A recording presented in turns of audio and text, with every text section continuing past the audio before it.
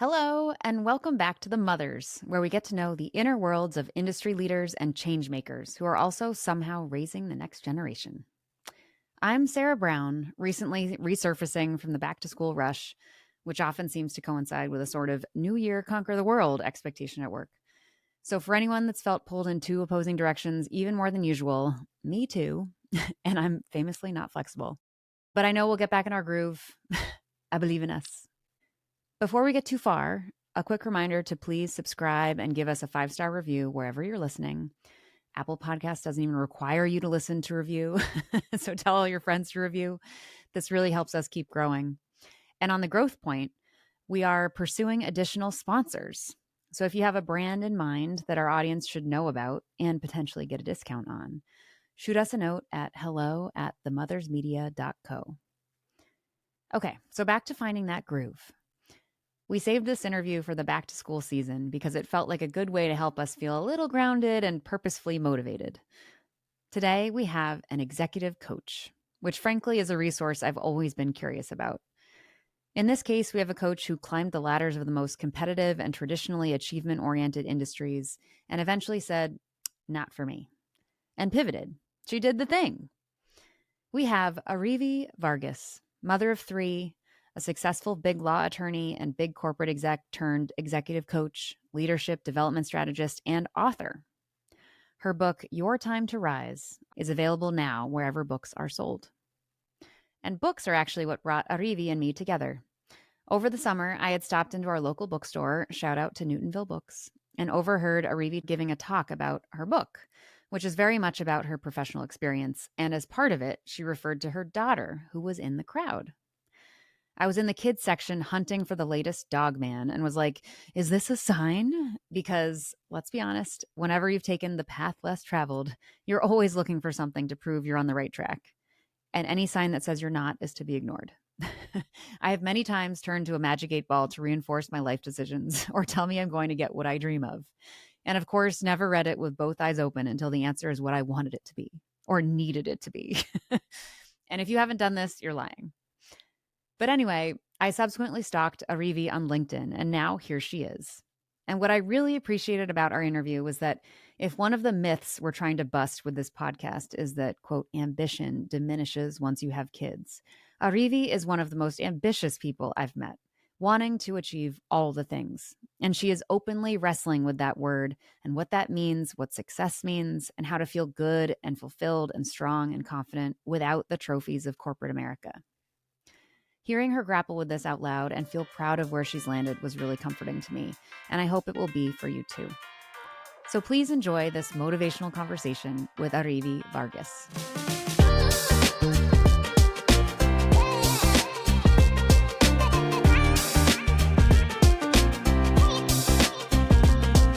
Arivee, thank you so much for being here. This is such a funny, this is the most sort of kismet happenstance guest that we've ever had. I wandered into Newtonville Books to buy something for my kids, of course. And then you were giving a talk about your latest book. Yes. And I overheard like half of it. And I was like, this is very in line with what we're interested in exploring. And then I heard, then your daughter, one of your kids was there. You were referring to this. And I was like, this is all happening at once, which is very much what this whole premise, this podcast is about. And so I stalked you on LinkedIn and was like, would you ever consider coming on this podcast? I love that. It's so good to meet you. You too. Yeah, so happy to meet you. Thanks for taking the time. I know. Here. Thank you so much. And I'm really excited to hear more about your story and highlight the great work that you're doing and your book. There's so much goodness. And then probably employ you to fix me. No one needs to be fixed. No one needs to be fixed. That's the problem. I think this. I was listening to just because I love podcasts too, and I have favorites like The Good Life Project by Jonathan Fields. I love Diary of a CEO by this 31-year-old CEO who. I love his podcast because he is so curious. Yeah. I love how he comes from I don't know perspective. Totally. Because it really opens up for the listener. Like you're asking yourself these questions and he asked them. And he had Esther Perel on the podcast. And Oprah had her on the podcast too. Amazing. And it was just I love Esther Perel's like very nuanced approach to things. And she says, Stephen, the host of the Diary of CEO podcast, was talking about, you know, the self-love, self-care movement. Mm-hmm. And she goes, I think we've taken it too far. She's like, you there, that's important. And, you know, you don't do that in isolation from people. You do that process and experience in relation to other people. Mm-hmm. And I love that she's just more nuanced. And I think it's important for us to like maintain nuanced conversations, right? Yes. So when people are like, oh, like I need to improve all these things, and I'm like, let's work on like one thing that you just want to like amplify, like you know, because it's easy for us to be like, I have to fix something, right? We can say that, but I think that's part of like this mindset that it has to be like a certain way, and it's part of conditioning. Like it's so much more complicated, right? Yes. Yes. Yeah. Which is a good flag. All of my therapists of various sorts, including my husband, are like, you exist in a very binary world. Like it's either it's either crushing it or it's a failure. And obviously there's like value in the in between. But that's I don't know what it comes. There's we could have a separate podcast about my psychology, but no, but we're breaking it down. But Sarah, no, but you're getting better. Thank you. This is what Sarah, like, no, like the idea of like crushing it or failure, like I call that like the all or nothing mindset. And that is like number one for like high achievers. It's like, if I'm not 1,000% in everything, it sucks. Yes. You don't realize that, Sarah, I guarantee your 40% is someone else's 1,000,000%. Yes. So you don't see that because you only see your standard, you know? Yes. We actually, a shout out to one of our prior guests, this woman, Lexi Reese, who was a big deal at Google, a VP, and then left. This was earlier days, left was COO at Gusto, and then now had a run at a political office, and then now is CEO and founder of a new company called Lanai. Anyway, her point was when she came back from her first-ish maternity leave, you know, she was like, my biggest mistake was coming back as if I didn't have kids, and then reaching this place of kind of burnout. And her boss at the time said, Lexi, your 75% is everyone else's 125%. Yeah. So do just 75%. And so, I do think these achievers, overachievers, perfectionists, like the metrics need to be adjusted or something to kind of hack the system. These other people, not me. Yeah, but you see how like her manager told her that, right? Yeah. Right. Most people's managers don't, because they kind of want you to continue to like, that's true. push yourself.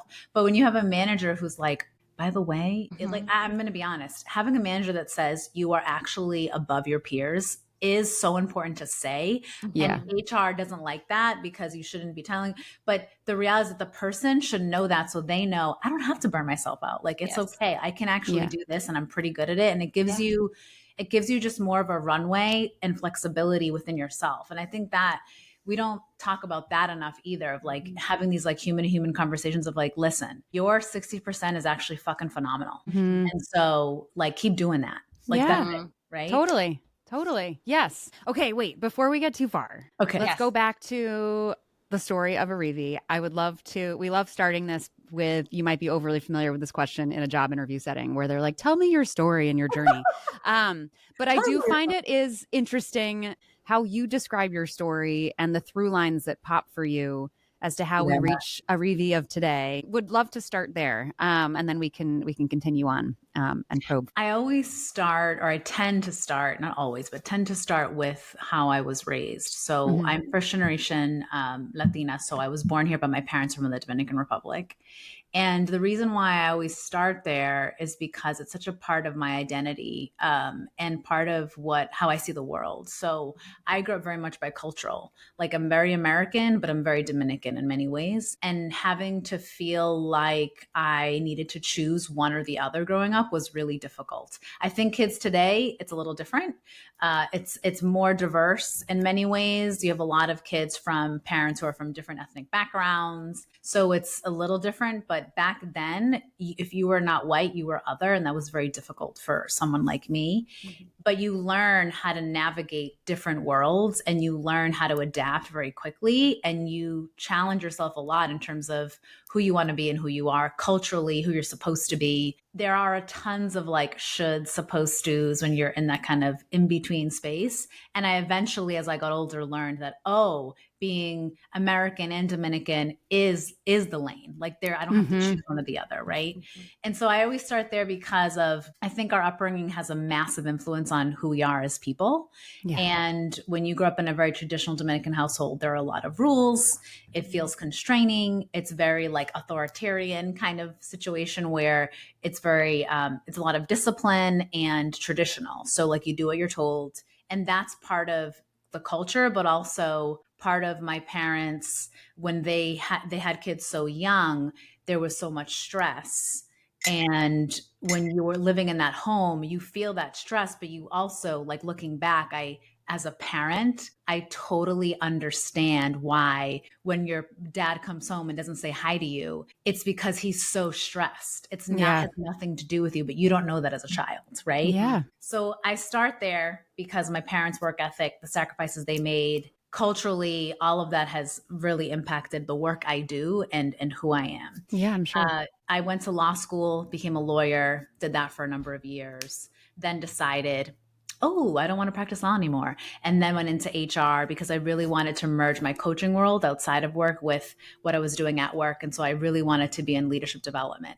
But I had a pit stop in employee relations in HR. Okay. Now, employee relations is, if people know, it's really about employee complaints. That's really what it is. You investigate them, give recommendations, decide what happens to the people who are, in the wrong, if there's evidence to substantiate those claims. And that work was critical for me to be prepared to do leadership development work because I saw issues from every angle: manager, senior leader, employee, peer, direct report, like the whole 360-degree perspective. At the same time, I'm an empath. And that work was extremely, extremely emotionally difficult for me. And I only realized that when I would talk to colleagues, I was like a team of one, colleagues at other companies who were doing this work. And there was like a wall there. Like they weren't so deeply impacted by this emotionally, to me, draining work. Important work, critical work.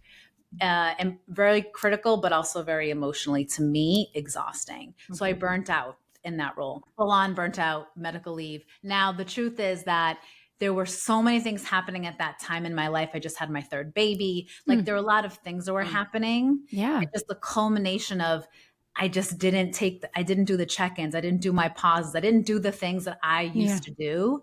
I missed it. And then I missed it one too many times. And that was a wrap. Wow. And so burnout, depression, anxiety, the whole, the triple whammy hit me. And I was out for 3 to 6 months. Wow. Came back into this leadership development role, loved it. I loved that work. And I loved it so much that I said, I'm already coaching. I'm doing this podcast.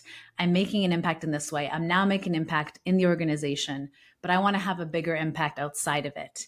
I need to be bigger and think bigger. And I needed to move on to start my own, or I would say go full time with what I was doing on the side. Yeah. And really now I do a lot more leadership development work in my coaching, and my speaking as well. But it really was a culmination of almost 20 years of just experience, seeing things, coaching people outside of the company and in the company, and seeing how we show up and why we show up that way, and why we want to show up a little differently, and how we can actually do that. Yeah. Wow. And so kids came in. So your third, this is amazing. So you had the first two alongside work at, I don't know, I think I noticed you were at Vertex. I don't know what was the sequence of kids alongside these professional choices? Yeah. So my second law firm, I had my first child. An eye-opening experience, probably. Yes.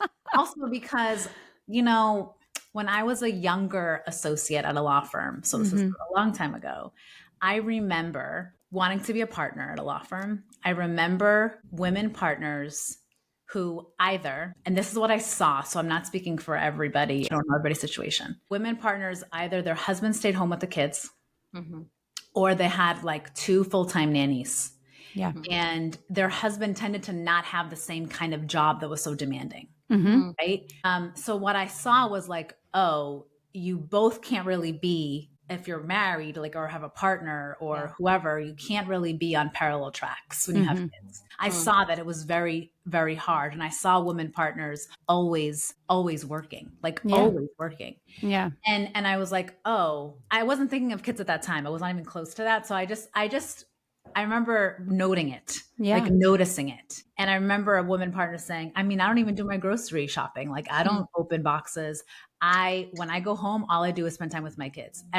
Someone else is doing everything else. And I was like, oh. And to me, as someone who grew up in a traditional home where like my mother cooked, my dad, and they both worked. And I was like, oh, you don't like do your own grocery shopping? I went with my dad grocery shopping every Friday, you know? So again, jarring to my system, but I'm like, oh, this might be what it's like if you want to do this kind of job. You have to sacrifice those things. Yeah. Yeah. So that's when I had my first kid was my second law firm.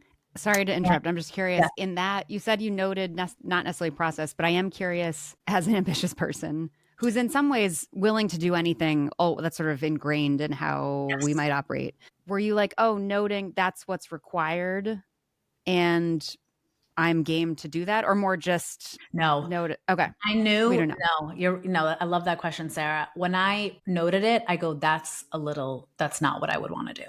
Yeah. That's cool that you have that balance. Yeah. I knew like I was working so much as a first, second year, third year associate. I was like, I think something would need to shift for me to be a mom. Yeah. I knew that something would need to change.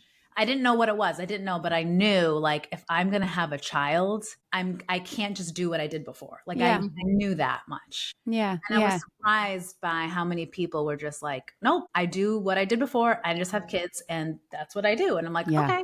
And maybe that's worked out for them. I have no idea. Yeah.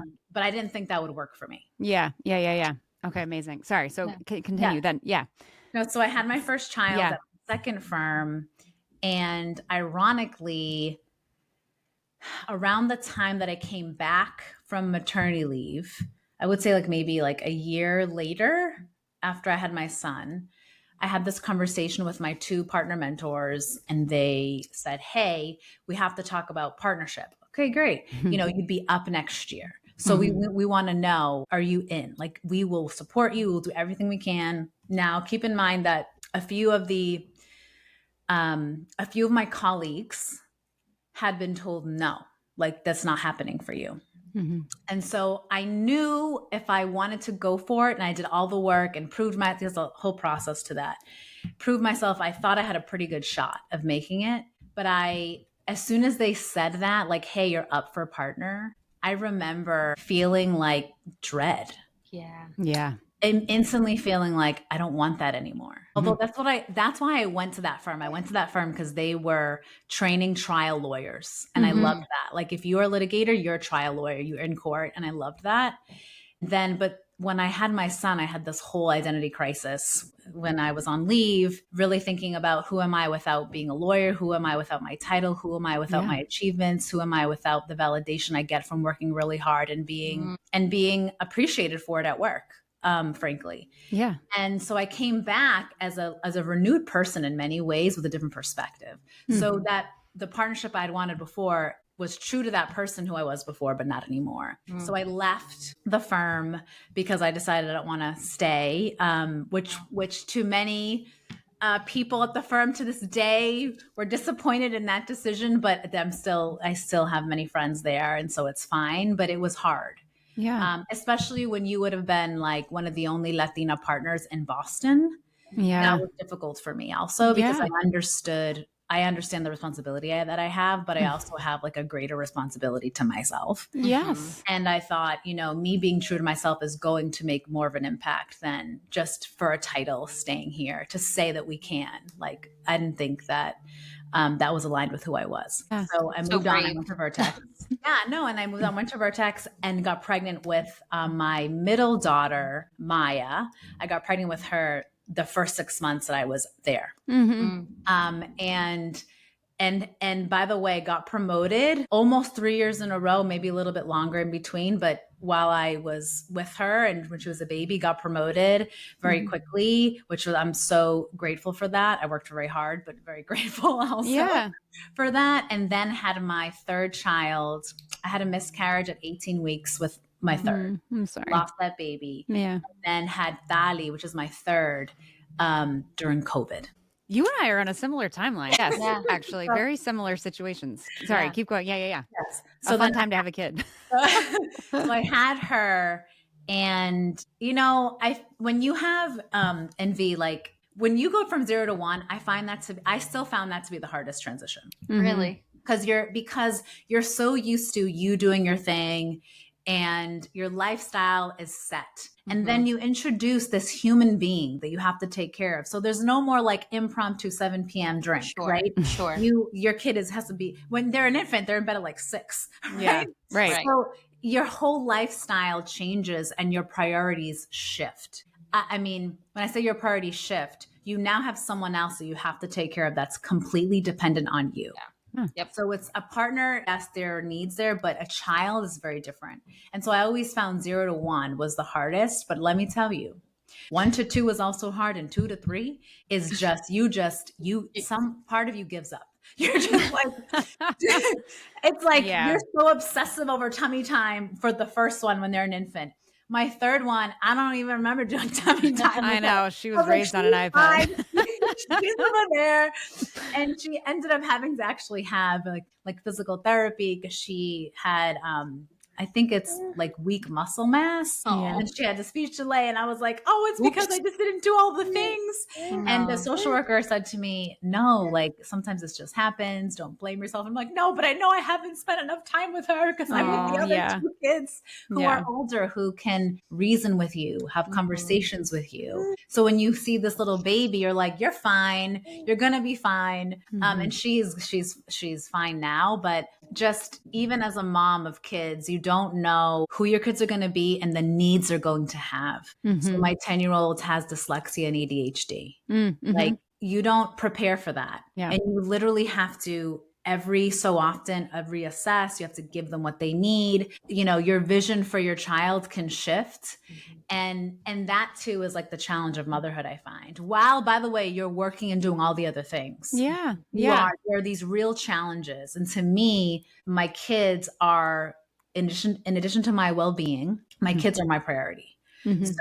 So having to navigate in the mental and emotional gymnastics you have to go through from shifting environments, like mother to kid mode. And then, by the way, if you have more than one, different kids require different energies and different approaches, right? So you're doing all of that work. And for many of us, not all of us, but for many of us, our parents weren't able to role model like intentional parenting. And when you're trying to do that with your kids, it's even harder, I find, because you're doing something you've never seen or experienced. And so you're like, I hope this is working. You're reading all the books, Dr. Becky Good Inside. You're doing all the things. And then at some point you're like, just get your shoes on. Yes, of course. Of course.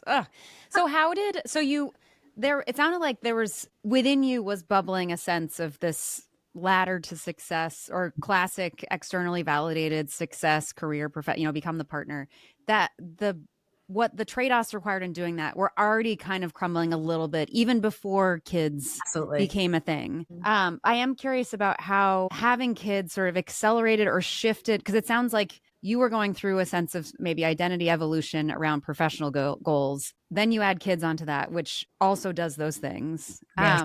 How did those coalesce to getting you to a place where, and we've talked to a lot of guests who do this, myself included, where on the one hand, it might be a time where you're like, just hold on to stability.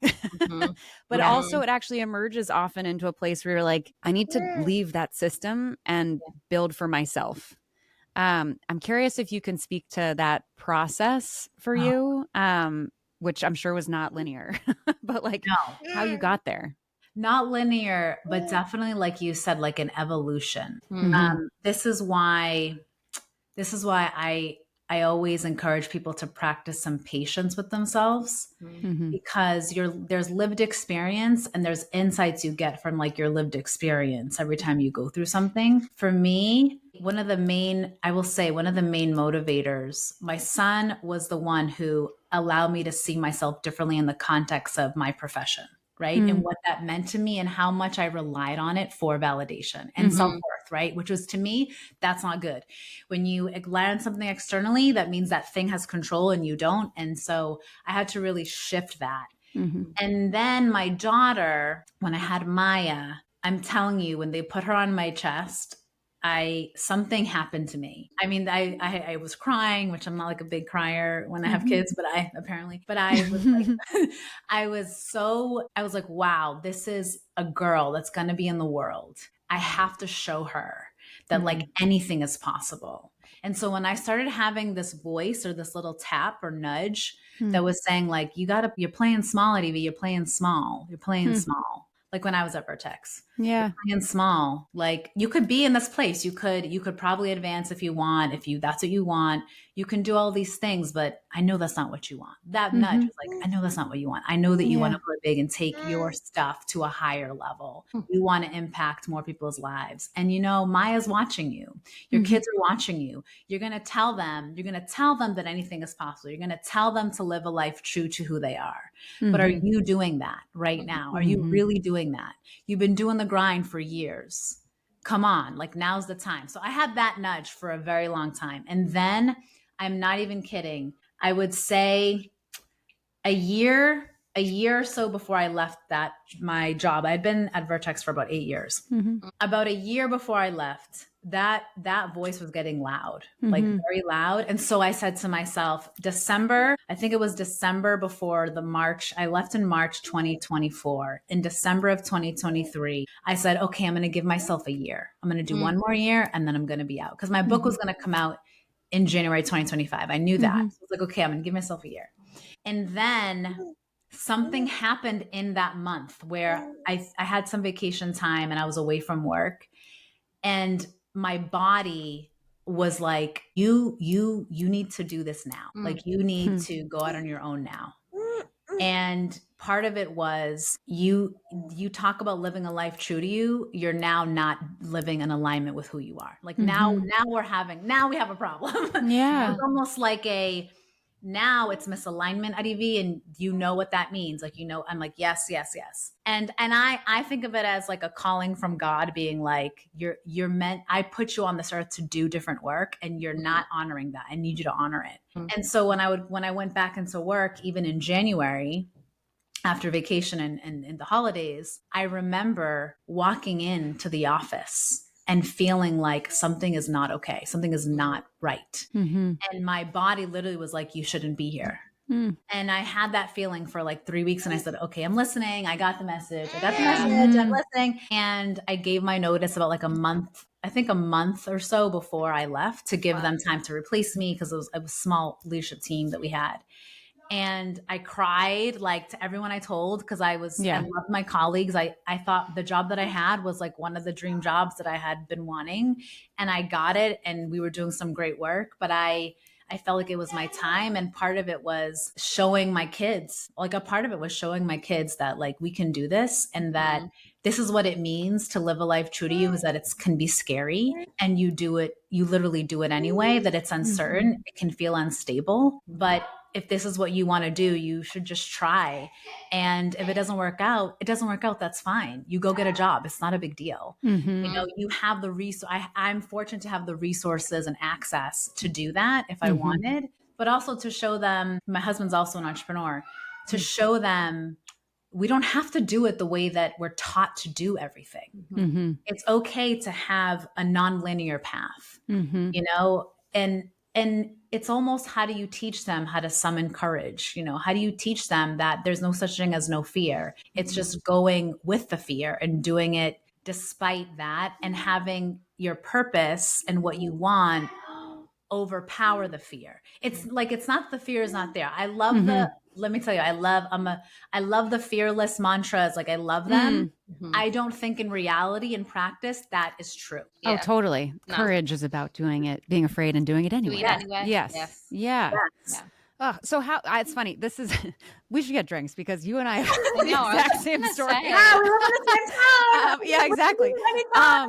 I like everything you said replace Vertex with Google, I would say. And it's very, very much the same. And I wanted to ask though, like one of the guiding lights as to why, one of my whys was, and this goes back to this rooted in achiever, perfectionist, oldest child girl, me, was I really wanted to learn for myself, but also model the idea of like, quote, failure. Yes. And being okay anyway. And part of trying to go start something that is definitely diverges from otherwise a treaded path to some form of like classic success means that failure is probably more likely and might be more visible and potentially more painful. But I wanted to show my kids to try to kind of break that generational, whatever it is, of anti-failure. But I'm curious if does that resonate with you about trying to learn essentially how to fail better? Yes. But Sarah, what you said, I want to really put a finer point on what you said about visibility. Mm-hmm. It is because so much of how a lot of us are raised was what will other people think? Yeah. And you're trained, again, you're taught to care about what other people think of you and what you're doing. Is it okay? Is it like in line? Am I staying in my lane? And when you talk about failure, I actually don't think the issue is that only I know that I didn't do a good job or that I missed the mark there. It is being seen as failing. It is what other people see. It's being visible in that way. Yes. Because then you get into the, all of our tribal psychology of rejection and judgment. We don't like that. Yeah. Because as we were raised, we were taught that no, you do what you're told, so you're not rejected. Yeah. Even in school, we're taught to be compliant.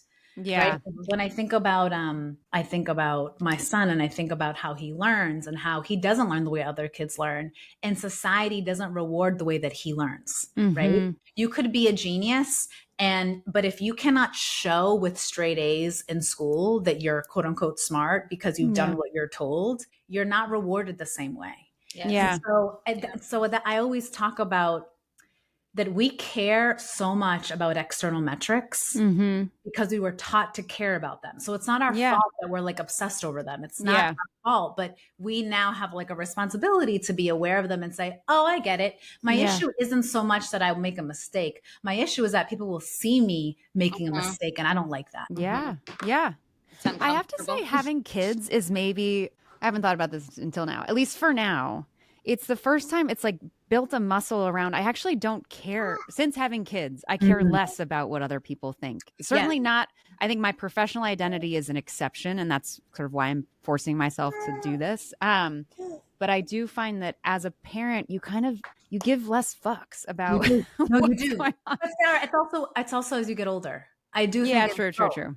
It's like as you live a little bit more and you go through things, and I think you can do that. I think you can accelerate that at a younger age. Yeah. But I do think it's part of like, you've been through so much. You're like, this is my life. And people in their 50s tell me, wait a minute, it gets even better. You really don't care. And then people in their 60s tell me, girl, you just don't give an F. Yes. Like, you just don't care. I think because you've lived so much and you've seen so much and you realize no one's really looking at you and caring about you. No one cares. They're thinking about their own. Yeah. They have their own stuff going on. Exactly. Yeah. Totally. Nobody is going home thinking about what you're doing and how you're doing it and why you're doing it that way. Yeah. Like, you think you are, but you think it's true, but it's not. And that's like the one thing I wish people always ask me, like, oh, what's the one thing you wish you would have told yourself or known or understood when you were a little younger, like in your 20s? And I said, maybe the number one thing, aside from self-worth and stuff, is probably that no one is thinking about you. And I meant that in two ways. One, no one is thinking about you in the way of if you want to be recognized and you want a promotion and you want to be visible in that way, you need to make yourself visible to people that matter or that are influential in your industry or company, right? But the other one was really about no one's thinking about you. Like you make a mistake, no one is thinking about that 3 weeks later like you are, because they've made their own mistakes, or they're doing their own life and they're doing their own work, and you're not the center of their attention as you think you might be. So understand that so you can recover quickly and move on, but also understand that if you want something, no one's thinking about you. You have to actually go work to get it. Yes. Yeah. Totally. It's important to think about that both ways. Yeah. That is like a big lesson that I've learned and experienced of like, who do you think you are? That someone like in a work setting, like when I've left a job and I feel so guilty, I'm like, what are they going to do? And then it's like, well, who do I think I am that they need me? But Ree, that's so important because I'm going to say this, it may sound controversial, but at companies, you are 1000% replaceable. Always. You leave and like a month later, people's like, oh yeah, they were here and not there anymore. And life moves on. So sometimes we feel so guilty about things. And I'm just like, life is going to move on. And your colleagues who are your friends and you work there, very few will stay your true friends after you're gone. In that spirit of sort of like advice to your younger self, to the extent that you would be comfortable, I am curious. I know in my working setting and then now outside, a lot of people, a lot of mothers are, especially mothers who had a child, whether their first or their last or in between in the pandemic, are experiencing something beyond burnout. And obviously for you, that came to a head in ultimately taking leave. I extended my maternity leave in the form of a medical leave for from similar-ish reasons of there's just so much to be carried and just not feeling stable enough to kind of come back yet. I'm wondering what you could kind of advice to yourself in anticipation of that leave, or even coming out of that. Maybe even saying like, I'm glad you took the leave. Like, but I'm curious what kind of, I don't know, wisdom or lived experience you could share around that. I think it'd be really helpful. So I want to preface what I'm about to say with the truth that when I was suffering from, I was clearly in burnout and I was clearly depressed. And, you do that like assessment and your therapist continues to tell you, you might want to consider taking a leave. Right. And I'm like, no, like I can do this. Like I have been through some shit. Like I have gone through a lot of things. I can push through, like I'll just rearrange some things. But it wasn't gonna work because I was so in the deep dark hole. Like I then at that time, I didn't really have the ability to do that. And so I took the leave and it felt like a failure. Like I felt like taking the leave itself was a failure. Yeah. And not ironically, a lot of the women I coach are like on that verge of burnout. Yeah. Or they're kind of like in the middle of it. And the one thing I say is like, you got to get a therapist, like number one. But the second thing is like, now it's like doubling down on caring for yourself. And what are you going to do? Are you going to take a vacation for 2 or 3 weeks? You're going to take a leave. Like I really push a break because I don't think when you're in that space, I don't think you can just get yourself out like you used to because you're in a totally different place. Yeah. Your body is done and you do not want to get to a place where your body forces you to be out. Like you don't want that. That's what happened to me essentially. Like my body, I had panic attacks. I got skin rashes. It was something I'd never experienced before. And my body was literally telling me, you don't want to shut it down. I'm going to shut it down for you. So you get the message. And so I think we don't want to get to that place of being forced where now you have to kind of scramble to get stuff together and to make sure people are taken care of so you can take care of yourself. Because let me tell you, when you're in full burnout and you're forced to take it because your body's done, you cannot take care of anybody else. You're actually not able to. Like you're like a shell of yourself. And so I always say that taking care of yourself and watching for the signals and addressing them right there is the most selfless thing you can do for yourself, for your kids, for your work, for your team. Because when you're taking care of yourself, you're just better for everybody else. And if you don't catch that at the right time, your team then has to scramble. Your family has to scramble. You need to call in everybody to help because you can't be there the way that you wanted to be there and the way that you thought you needed to be there all. Because motherhood to me, women, we have all these mental tabs going all the time. Right. And there's so much we carry that's silent and that's invisible. and we've heard of this, like the invisible load. Mm-hmm. It's just that our brains are a little different and they just run all these things that we have to do and that we haven't done yet. And then we add our jobs to that and it can be really exhausting. Mm-hmm. And so we have to pay attention to when we're feeling exhausted or I always say this, that if you feel like you get sleep for a week, but you're still exhausted and you take a vacation for a week and your body is still so tired and you can't like recover, like you don't have the energy to recover. To me, that's like the biggest sign that actually something else is going on and you have to get some support. Yeah. Because you have to be able to do the basics, sleep, move your body, eat okay. Like if you're not doing those things and your body can't do those things, I would say sleep insomnia is like the number one signal, right? Mm-hmm. You can't go to sleep, your mind's racing, or you can't stay asleep, right? So, and I do think that we tend to do what I did, which is like, no, I'm fine. Like I've gone in my 20s. Oh my God, I had so many 4 a.m. nights where I was working and no, it was no big deal. Yeah. I didn't have 3 kids then. Yeah. Yeah. I didn't have the weight of the responsibilities I did. Yeah. And like I do now, like then, right? It's different. And we don't sometimes recognize our season has changed, right? The Yeah, season totally. has changed. We're forever young. Yes. Yeah, we're not, you know, Yeah. like we can be forever young inside, but our bodies can't do the same thing. And our brains are working on overdrive when you have more responsibilities. And by the way, more high stakes responsibilities. Yeah. And Like- even if you can, you don't have to. Like, Yes. It doesn't have to be a survival mechanism. Correct. But And I love on that point, are there lessons around help that you're asking for help or taking help that you have learned? A lot of our audience is like, there's resentment and also pride in doing it yourself. But also there's just sort of, we haven't learned how to ask for or accept help. I don't know if maybe you have. No. I think that's been a journey for me. And I'll be honest, it still is. I still hesitate and resist it. Yeah. And then I have to do my own work, right? I have to do my own work to say, no, this is what you need right now. And you can't do this alone. And even things like, I mean, something as simple as the book. I knew that if I was going to complete it, I needed to have a person to keep me accountable. So I got a book coach. For my business, I've had business coaches. I right now have a strategy consultant I work with to get me crystal clear on my strategy for the next 2 years. You're always hesitant because you're like, no, I can figure this out. But here's the thing. There is always someone who's just a little bit ahead of you, who has a little bit more experience that can be so transformational for you. And I've done that. I've resisted it. And then I'm like, no, I actually need to do this. And what will the value and impact be for me in the long term? I'm going to get where I want to go faster. Like it's going to be better.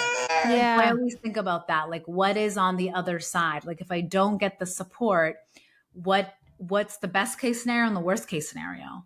And then if I do get the support, the same thing, right? There's no worst case scenario there though, when you get support. Oh, I like that. Thinking about moving beyond, there's getting the help, but then envisioning what's on the other side of the help. Yeah. Yes. A better version of you, maybe a more successful, whatever it is. And sometimes you're not getting support because you're such in a rush every day.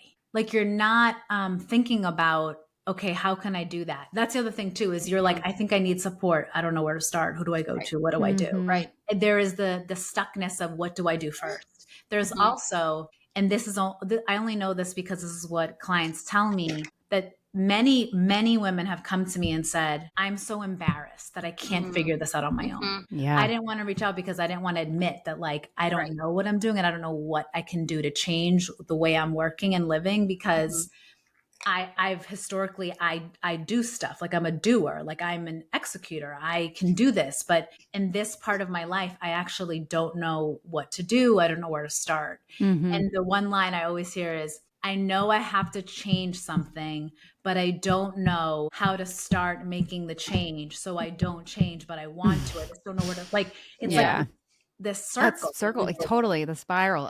Yes. I love that. I don't know. We talk a lot about having a village and a community. with raising our kids and helping us raise our kids, but it's also important for us to have them for ourselves, that like life is a collaboration and you're not meant to figure it out by yourself, in the same way that like a therapist helps shine a light on something that like you've been doing forever, but then they're like, hey, does this not feel good? And you're like, oh, right. Like we need our villages too for ourselves. I think that's so important. I love that. Like, but there is so much shame and pride of like, well, I just have to do it because I can, and it's fine. I'll just do it. But you know what? But sometimes you actually can't, but you think you should be able to.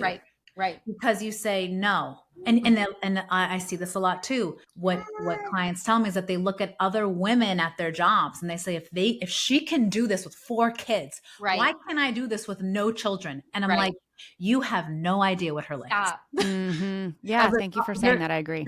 You're just relying on an image that you have, your perception of her life. And I'm telling you, her life, you think has it all together. She's going through it, because I know, because I coach them. Like she's going through it too. It's just that when you're at work, you're presenting something. You're always in presentation mode, even if you're not presenting something, right? You are presenting yourself in a certain way. Of course, you're going to seem like, I got this. And you're not going to talk about all the things you're struggling with, because again, you're thinking, who has time for that? I have to do work when I'm here. So we can't rely on our perception of others and how you think they don't struggle to then influence, oh, well, I should just get it together or have it together already. Like, no, everyone needs support in some way. Okay, last question. And then we have these like short answer, rapid fire things, but existential question that I know you've written about and spoken about and think about. Having it all. And is that something that looms over your head? What have you learned from your clients about having it all? I know you talk a lot more about sort of fulfillment and alignment rather than having it all, but I'm curious, go ahead and tell us how to have it all and why we shouldn't care about it. So I love this, because I think even the framing of like having it all is like it's problematic, right? Yeah. Because it presumes that that we know what all means, and I don't think people have defined that for themselves. I think that's the problem. That the general problem is we say, I want to be happy. I want to be satisfied. I want to feel, I hear this so many times, I want to feel more at peace with myself. But we haven't defined what that looks like. And when I say we haven't defined what that looks like, I mean, you, Sarah, have to define it for yourself. You define it for yourself. Me, Arivee, define it for myself, because it's not going to look the way that your definitions are going to look. And I think that's the issue, is that we don't take the time to consider, what would satisfaction look like to me? Like literally painting the picture of it, or the movie of it, of like, what does that look like? And what is like work satisfaction look like? To me, at that time when I left that job, I was okay with not being promoted. I was like, I don't want to get a promotion, because I understood that it would be more responsibility and frankly, more hours. And I was like, I'm not interested in that at this point in my life, right? So I know that work satisfaction is like working with good people, doing really excellent work, making an impact, and staying exactly the level that I was at. I don't even need a raise, just like keep me right here. That's satisfaction to me. To someone else, it is not. It is like, I need to work with good people, but I need to advance every 2 years. Right? I want to be C-suite. That is, to me, work satisfaction. Okay. And then we think about work-life harmony, and then we get into a different conversation. But I do think that having it all question, what's underneath that is this misconception that we know what all means. And so I always say, you have to define what your all is, because to me, all for me is like truth, aliveness, fulfillment, alignment. That's all to me. It may not, like, I care very much less about material things, right? To me, it's like, how am I living my life every day? Do I feel like I have energy? Do I feel like I'm showing up? You know, some days I don't have great days where I feel like I don't want to do life today. Like I just get like big time. It's adulting is hard sometimes. It's hard. But on balance, like if I look at it long term, you know, am I living a life true to me, so that if I were to go tomorrow, I can say, I was doing that and I don't regret how I did it. Love that. I think Thank you. Yeah, that's so beautiful. And also being so real and honest with ourselves about what is it actually to me and not what I think it is or based taught, on or taught to want. Yeah. Exactly. Really breaking that down and being honest with oneself is hard. No, That's that's the hardest part. Without judgment. Yes. Honestly, yeah. I have found that is the hardest part for clients, is to be honest that what they've been doing is not what they wanted to do. Yeah. Or they did want it at some point, but something changed. Oh my God. I know. The hair. We have a Velcro baby. He's the God, cutest. I saw the little hand in the foot. Oh. He's doing a million things at once. It's incredible. Yeah. This is what we do. I know. And we pretend it's easy and fine. I know, it's okay. 2 quick questions and then let's run away. But if you, and then you and we should get drinks. Okay. One is, if you go back and visit your new mom self, is there anything you might want to say to her? Stop breastfeeding. V's listening. I only say this because stop breastfeeding, but stop putting so much pressure on yourself. Yes. To breastfeed. Yeah. Because I had a really rough time the first time, and I just felt awful about that. And I know the best is for the baby to be fed. It doesn't matter if it's formula or breast milk, but I felt so much guilt and shame because I was having such difficulty, and my son wasn't growing at the rate they wanted him to. So we had to supplement with formula, and I felt bad about that. That's the number one thing, is I would say, and I know it's easier said than done because I experienced that, but really, I'm gonna tell you, when your baby is formula fed, you can go to the mall at week 3. And you can go for a walk, and your baby's not relying on your breast to eat. So someone else can feed them. By the way, someone else can get up in the middle of the night and feed your baby. I know. So I think of those things. And I also, for new moms, understanding this is a different season and things are going to shift. And there are going to be times where you're going to say to yourself, shoot, I just wish I could just go and get a drink, just go. And when you are a very new mother, you're in a transition period, which I love how Esther Perel defines transition. She says, you're neither here nor there yet. That is the definition of transition. And by definition, you are unbalanced because you're not settled yet. You're not there. You're not here. And learning to be okay in that transition of seasons is really important. And what being okay means, giving yourself some compassion and saying, I don't know what I'm doing. I'm learning as I'm going. I'm figuring this out. If I need help, I'm going to get it. But I'm just going to take this one day at a time. I think we have these huge goals and dreams sometimes when we're in transitions. And I think sometimes it's literally just, I'm going to take it one day at a time. I'm going to do what I can today. And recognizing that there is a shift happening within you and that you're not crazy. Yeah. It's not only happening to you. The only difference is, are you going to be honest with yourself about what it means to you and the impact motherhood is having on you? Right? Are you going to be honest with yourself, or are you going to suppress it, push it down? Because I'm telling you, if you suppress it and push those things down, they were going to pop right back up in a few years or 5 or 10 years. Yeah. And then you're going to call me and be like, I don't know what's going on. And I'm happy to help, but yes. Well, I think everyone should call you.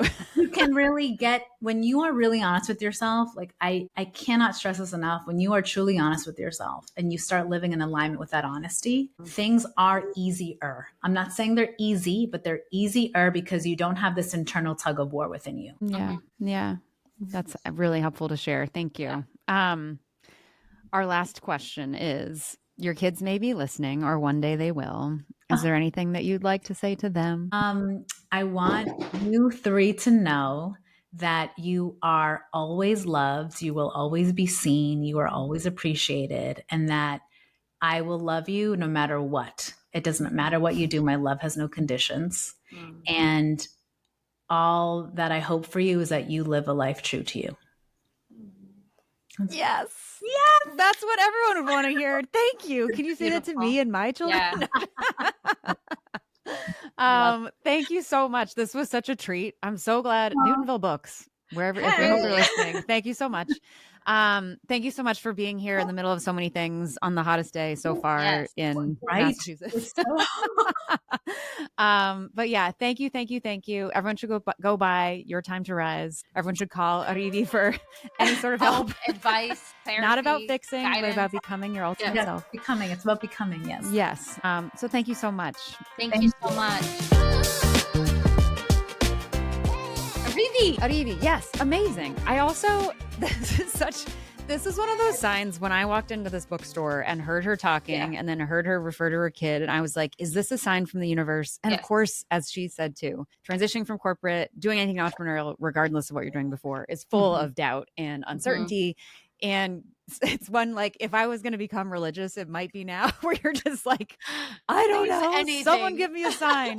And I felt like that was like one of those moments where I'm like, wait, is this happening because I need to be here? And I think I was actually only there because I had brought my oldest he was doing some soccer tryout and had 30 minutes to kill, and the bookstore was the closest thing. And so I was there. Anyway, it was all these things coalescing, and it's like, I don't know, it was beautiful. And she's phenomenal. Yes. I am going to hang out with her. I know, you're very similar. Like, right? In storylines, like life, timing, everything, choices, mindset.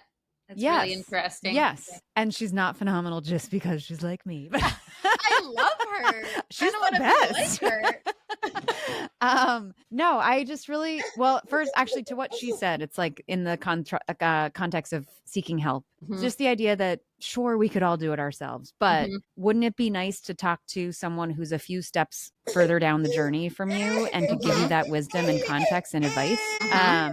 And for me to be able to connect with her on this, I feel like she's further down the road of what we're trying to build. And like, we could learn from her successes, mistakes, decisions, seeing whatever. Her do it, make you feel like you can. Yes. Yeah, definitely. I mean, I think she has an incredible portfolio of things she does. I also wanted to even ask her how she was doing these things. Well, we didn't have enough time. I wanted to ask her the questions of like, how the hell did you find 125 hours in a like 24-hour day to be working full time, have 3 kids, 2 to 3 kids at that point, having the podcast, writing the book, like doing all this stuff on the side. But she now does all of that. And speaking and obviously executive coaching and all of these things that are kind of, I've been curious about, but would love to learn more. And I do appreciate, one of our other guests was talking about the idea of, it's not so much like work-life balance, it's more alignment, but different ways to talk about being at peace, feeling centered.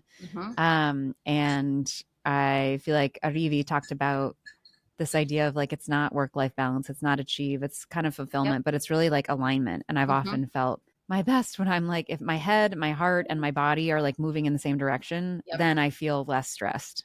It's when you're like, I think this is when, the cognitive load, mental load that like classically mothers will carry of, it's hard to be in alignment going in one direction when there's also like, someone just crapped their pants and someone else like spilled orange juice, and like, that's not the direction of, I'm not in alignment with those things. So I don't feel balanced. This is working. And I want to hear more of like how it's, I don't know, I feel like over drinks, I want to get more of like, how's it going? When has it been hard? What's working? What's not? But I was really glad that she also shared I don't know, I think a lot of our listeners, not all of them, but are sort of in this like achiever, succeed, perfectionist category, and are kind of grappling with that. I think they're maybe at a point where they're becoming aware that that is programmed within them, and also trying to figure out like, and now what? And I think she is such a perfect example of type A achiever, has the resume and could be partner, all these things, and has decided that she wants to look at life differently and try to build it differently, and how hard that is, and how I mean, it's not a good thing, but just that it's interesting how your body ultimately does know, even if you mentally are trying to overpower some of these deep needs, your body will talk to you in the form of like mental, physical health issues that will that are worth obviously listening to and addressing. And I'm so proud of her for doing it and just being out there and doing it. So yeah, she's inspiring, great energy to be around. Truly. So okay, everyone should call Arivee and read her book and get her coaching and have her come talk to your organization. Maybe I'll have her come do a talk for the mothers. There we go. Yes. Ooh, I like this. I love this. Okay.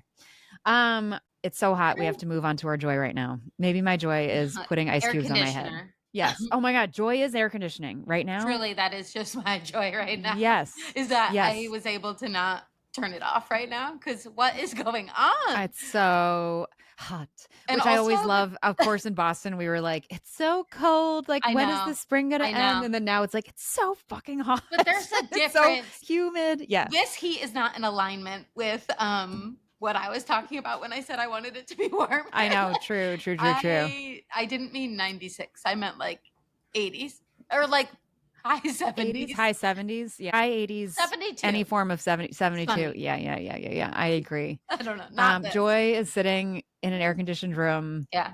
Not moving quickly. And joy is knowing that it's gonna break like tomorrow or the next day. Yes. Okay. All right. Love you. Well, thanks for being there. Stay cool. We did a great job. Stay classy. cool. Stay cool. I was going to say stay unambitious, but that's not what I wanted to Don't say. do that. No, stay ambitious, but also stay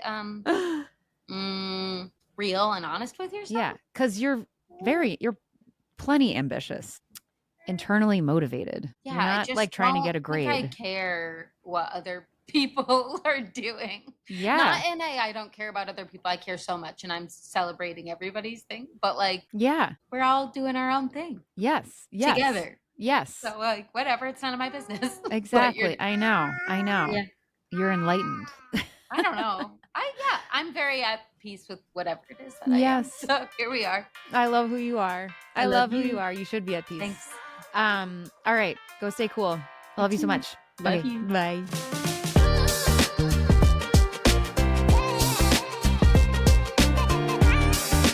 Thank you so much for joining us. Please remember to like and subscribe so you don't miss an episode and we can reach even more rock stars like you. The Mothers is a production of Backline Media, shining a light on those who carry the team.